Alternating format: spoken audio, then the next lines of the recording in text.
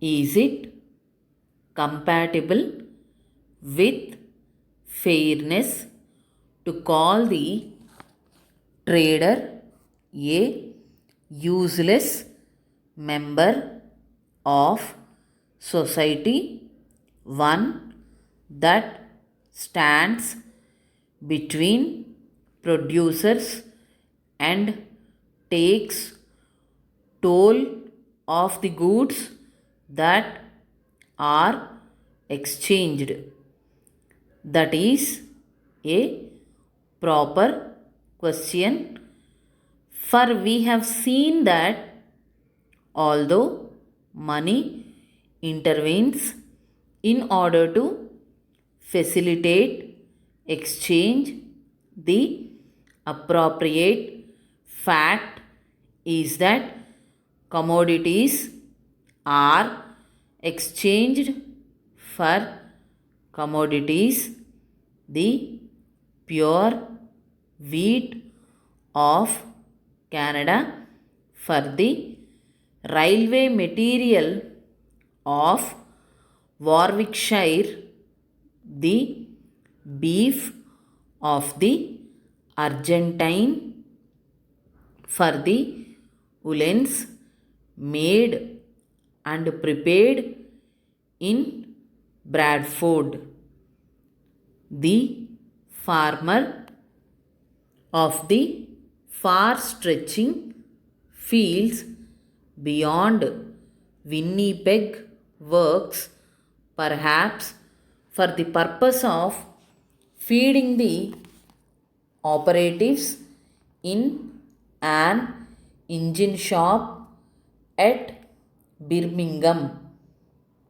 Men tend cattle on the great plains of South America so that British workers may be the better fed, and the poorest worker here toils for those separated from him by wide areas of sea and land.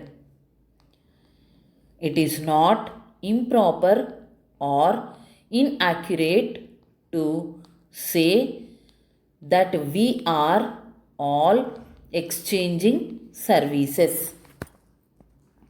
We may ask with perfect propriety, is a middleman, a trader necessary?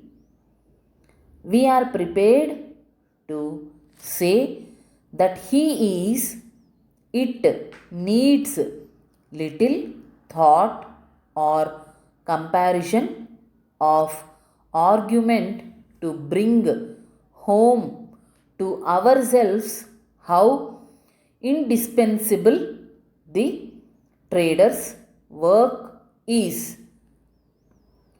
The proposition is almost self evident when, as happened occasionally during the pitiable days of the war, the government felt constrained to take into its own hands the distribution of some commodity, petrol or meat or accommodation on board steamers. It was obliged to appoint armies of officials who did, after a certain amount of preparation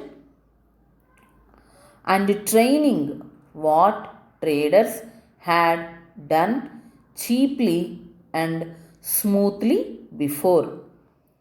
The work was, of course, incompatible with their intentions in early life, but it was important and required patience to carry it through.